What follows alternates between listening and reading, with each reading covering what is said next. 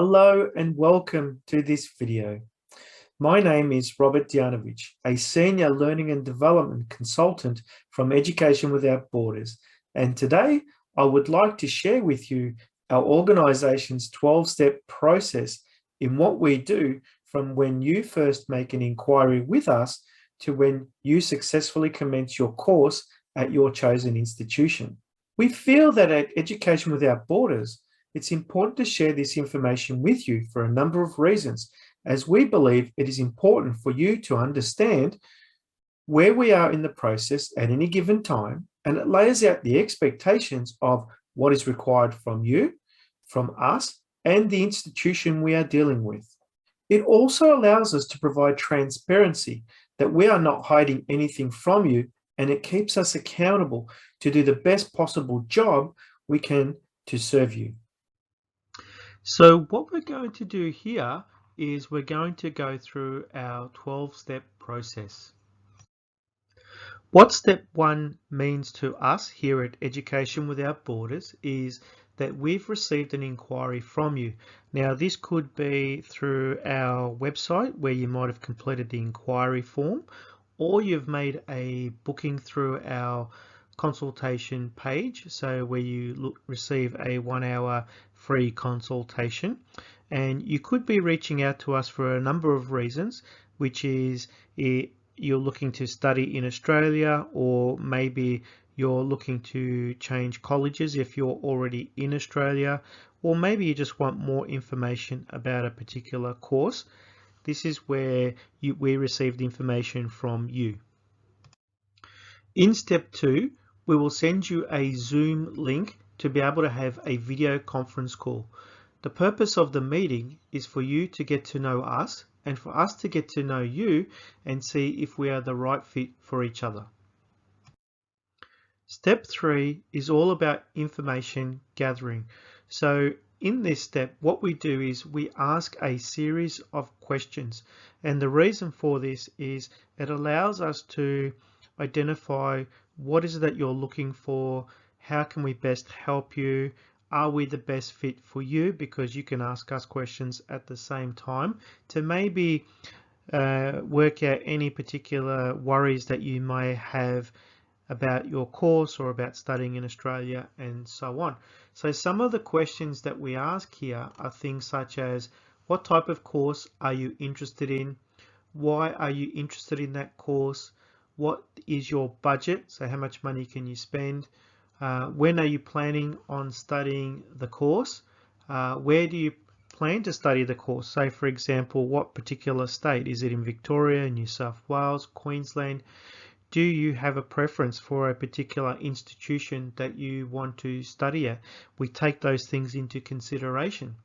We also ask, for example, how are you going to support yourself while you're living and studying in Australia? Because this is really important for you to have a good understanding in this, so that you can make sure that you have good accommodation, that you're not going to be in any particular financial hardship, and those kind of things as well.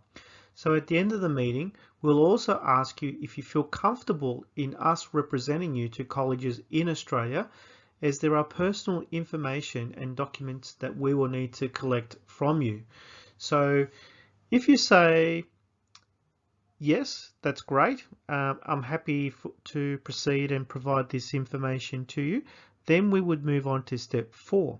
But if you say no and say, look, Rob, I'm uncomfortable with proceeding, I need more time, or let me get back to you, that's okay as well. There's no pressure to make a decision there and there. If you do need some time, that's great. And if you do say yes, then what we do is we move on to step 4. Step 4 is, what is it that we do after the Zoom meeting?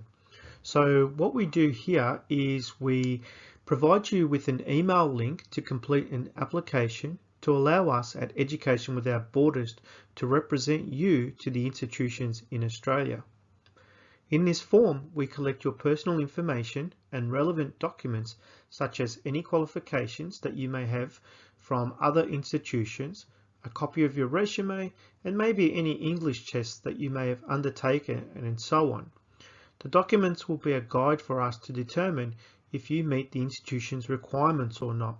And if you don't, we will provide you with recommendations in maybe an alternative course or maybe a recommendation in what you could potentially do to help you to meet the requirements of that particular college.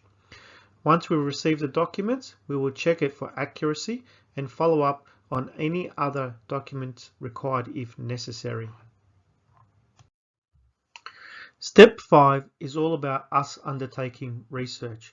We will approach the relevant institutions and identify the relevant information required from that particular school. We will determine if the course of interest or institution is right for you and if you are right for them. We will then go ahead and book an additional meeting with you once we have all the information to be able to provide you with some feedback. Step 6 is all about providing you with feedback.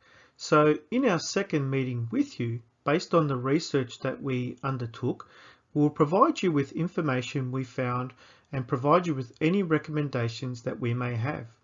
This provides you with the opportunity to make an informed decision and decide in what you would like to do next. You are provided with 3 options. You can either decide to opt out and not continue, look to gain more information, or continue with the process. What this means is that if you are unhappy with the information we provided, we can stop the service there, or we can move back to step 3 and do more research on your behalf. But if you're happy, we can continue on to step 7. By the time we reach step 7, it means that we have gathered all the relevant information from you. You're happy with us, we're happy with you, you're meeting the criteria of the particular institution that you're interested in. So in step 7, it's all about submitting the application. What we do is we'll obtain the enrollment form from the institution and we will complete it on your behalf. We will ask you to review it and sign it and return it back to us. We will check it and ensure that nothing is missed and that it's accurate and it's all good to go, and then we will submit the application to the institution along with any other relevant documents that you have provided us. It's important to note here that between step 7 and step 8, there may be some back and forwards between ourselves and the institutions, just to make sure that all the documentation is right and the institution has all the paperwork that they need. So by the time we get to step 8, it means that the institution has reviewed your application and they are happy to offer you what they call a letter of offer along with the proposed fees. So this is where we get the documentation from the institution, and that's a good thing. So once we receive the letter of offer and other relevant information, we will send this on to you. You will need to read the information carefully and make sure that you have a full understanding of the terms and conditions. If you are happy with the terms and conditions, then you will need to sign the document and return it to us. Generally, there are acceptable periods or acceptance periods. For example, it may say that the offer is only valid for 14 days, so you will need to ensure that you sign it and send it back to us as soon as you can. In the previous step, you will have signed the letter of offer and accepted the terms and conditions.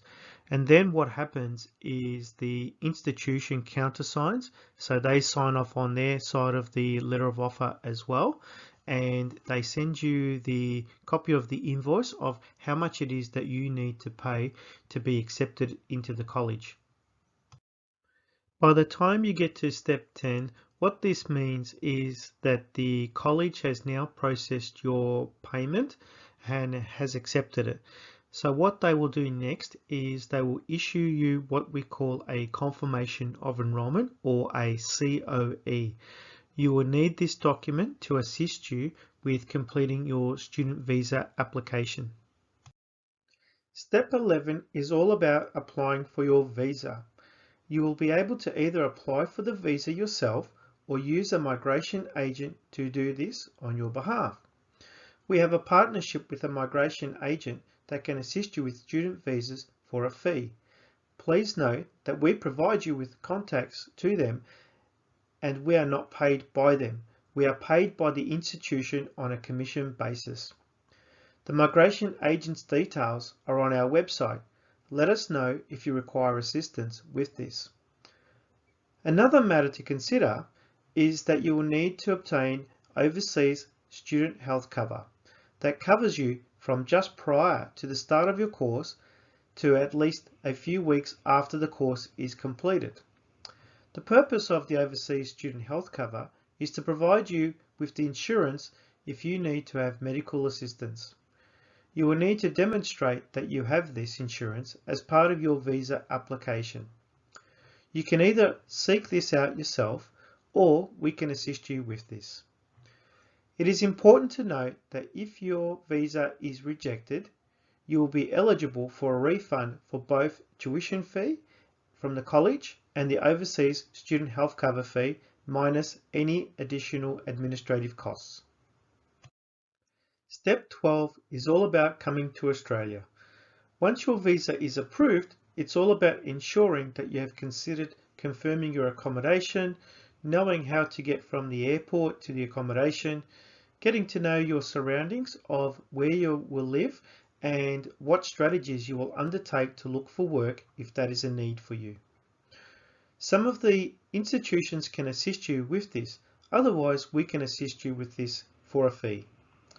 We will follow up with you to ensure that you are settled in, that your studies are going well, and if there is anything else that we can help you with. Our aim is to keep regular contact with you along the way while you're studying here in Australia and beyond. So what's next from here? What you can do is you can come to our website, select contact and send us an inquiry and we'll be in contact with you shortly. As a final note, I wanted to thank you for taking the time today to watch this video, and I hope that it was useful and you found value in it, and I look forward to meeting with you in the future.